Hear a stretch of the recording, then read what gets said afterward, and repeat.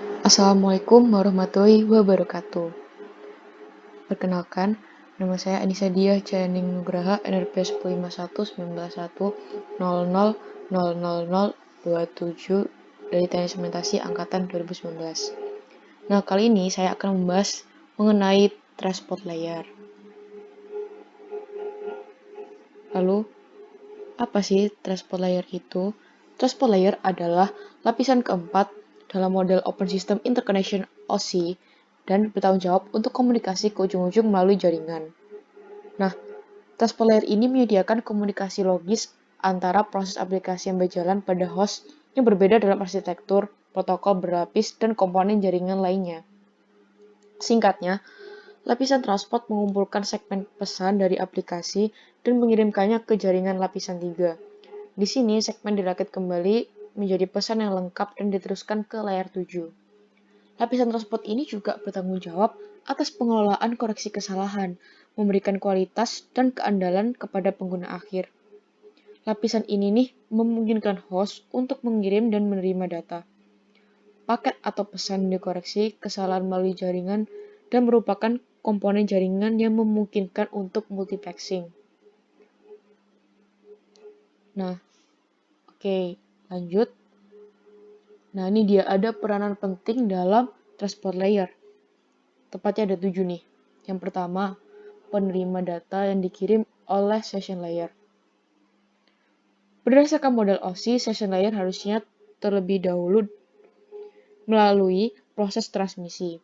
Nah, saat data berhasil diolah dalam layer tersebut, maka layer transportasi bertugas untuk menerima data dalam segala bentuk. Yang kedua, ada pemecah data agar menjadi bagian kecil. Nah, data yang dikirim dari session layer itu masih kasar dan ukurannya itu tidak menentu. Nah, apabila ukuran terlalu besar, maka layer transportasi akan memecah data tersebut menjadi beberapa bagian. Tujuannya untuk memudahkan jalannya data saat melewati layer lain sehingga lebih efisien. Yang ketiga, ada penerus data ke bagian network layer. Nah, nggak hanya memecah data yang berukuran besar seperti tadi, layer transportasi ini juga punya tugas lain. Tugasnya yaitu memberikan header pada setiap pecahan data. Nah, tujuannya nih, untuk mempercepat penyatuan data kembali dan memudahkan dalam pendeteksian kesalahan. Setelah itu, data baru akan diteruskan ke network layer. Yang keempat, ada penjamin data sampai ke sisi lain jaringan. Nah, transport layer ini nggak ngelepas data begitu aja. Jadi lapisan ini akan memastikan bahwa semua data berhasil sampai ke lapisan selanjutnya, sehingga tidak ada yang tertinggal atau salah sasaran. Yang kelima, ada pengirim segmen data. Sebagai pemecah data, lapisan transportasi otomatis bertanggung jawab sebagai pengirim. Pecahan atau segmen ini akan disalurkan dari host yang satu ke host penerima lainnya. Yang keenam, ada pengetes reliabilitas data. Peranan lapisan transportasi juga tidak lepas dari memastikan apakah data memiliki reliabilitas atau belum. Nah, kalau sudah terjamin akurat dan tepat, maka baru diteruskan ke lapisan selanjutnya. Yang ketujuh ini ada pengatur lalu lintas jaringan. Nah, pada jaringan nih, biasanya itu terjadi macet kan, karena kepadatannya tinggi. Dengan begitu, layer transportasi harus sebisa mungkin mengatur lalu lintas jaringan ini tadi. Agar apa? Agar transmisi data tetap berjalan dengan lancar. Apabila nggak diatur, nanti proses pengiriman akan menjadi lebih lambat dan terancam gagal. Nah, lanjut ada layanan yang disediakan oleh transportasi layer. Ini nih layanan yang disediakan. Yang pertama ada komunikasi berorientasi koneksi.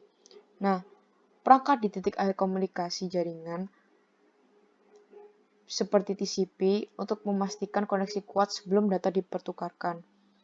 Kelemahan metode ini nih bahwa setiap pesan yang dikirim ada persyaratan untuk pengakuan penambahan beban jaringan yang cukup besar dibandingkan dengan paket koreksi kesalahan sendiri. Permintaan yang berulang menyebabkan kecepatan jaringan itu menjadi lambat dan signifikan saat aliran byte atau datagram yang rusak dikirim. Yang kedua ada pengiriman pesanan yang sama. Pengiriman pesan yang sama ini maksudnya untuk memastikan paket selalu dikirim dalam urutan yang ketat dengan memberinya nomor.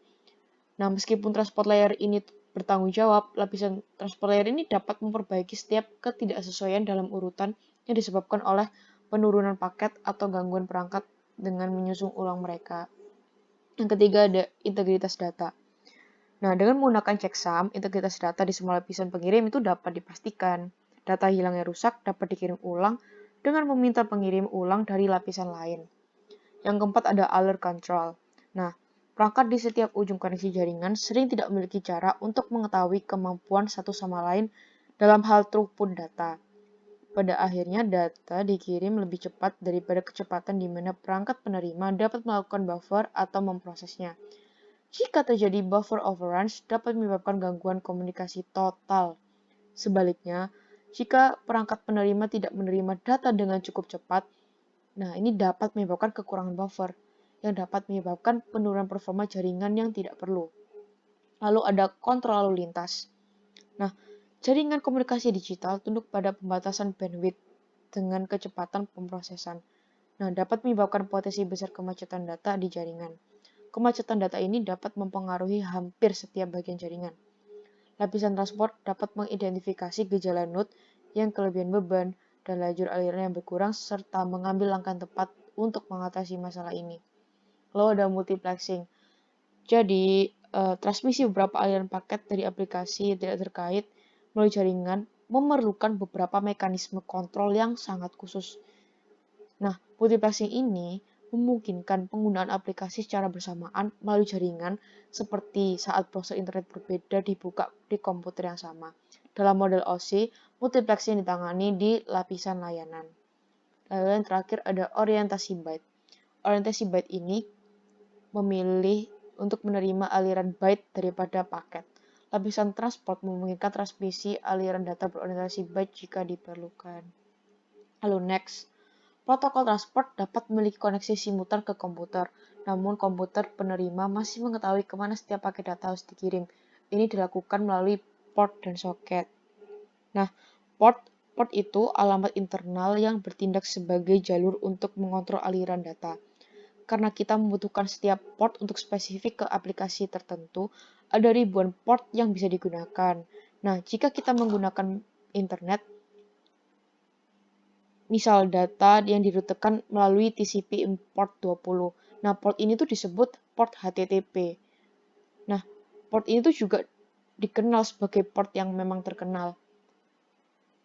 Nah, jadi kita sekarang tahu dua hal nih. Pertama, alamat IP digunakan untuk merutekan data ke komputer tertentu. Selanjutnya, nomor port digunakan untuk memberitahu komputer penerima aplikasi apa yang harus ditangani. Nah, tapi untuk benar-benar menyelesaikan kedua tugas ini, kita menggunakan apa yang disebut dengan soket. Nah, soket ini adalah alamat yang dibentuk dengan menggunakan alamat IP dan kemudian menempel pada nomor port di bagian akhir. Nah, ada namanya Transport Service Primitive 5 primitives.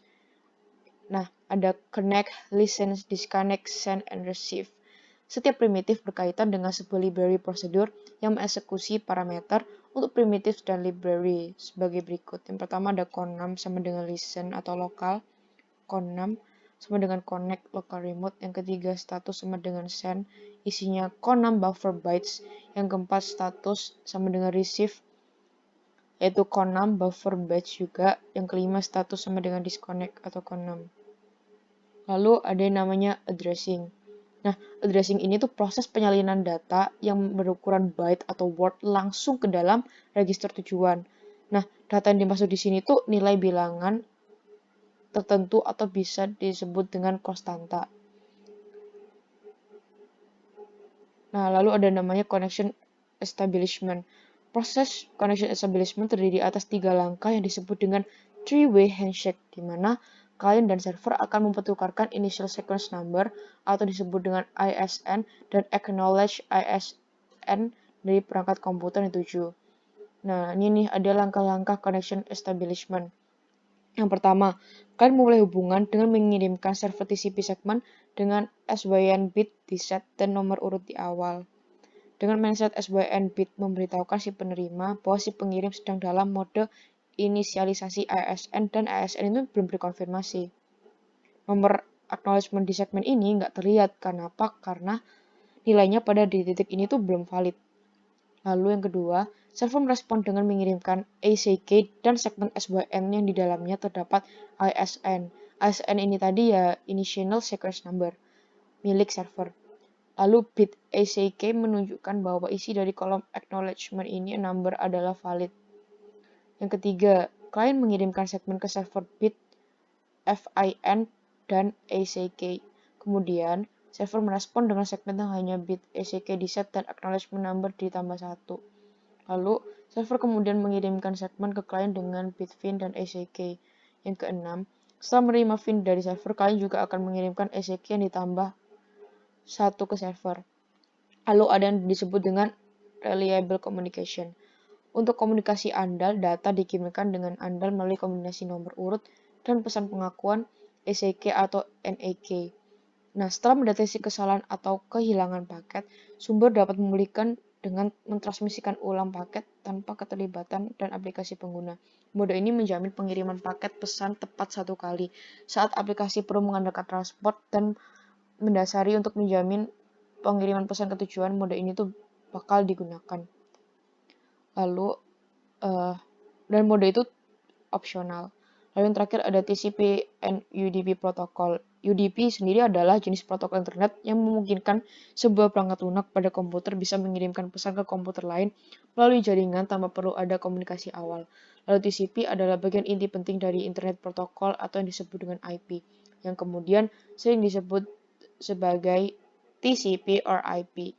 Nah, TCP ini berada di transport layer yang memiliki urutan rapi dan menyediakan komunikasi yang dapat diandalkan. Nah, sekian dari presentasi saya mengenai transport layer. Mohon maaf bila ada salah kata. Wassalamualaikum warahmatullahi wabarakatuh.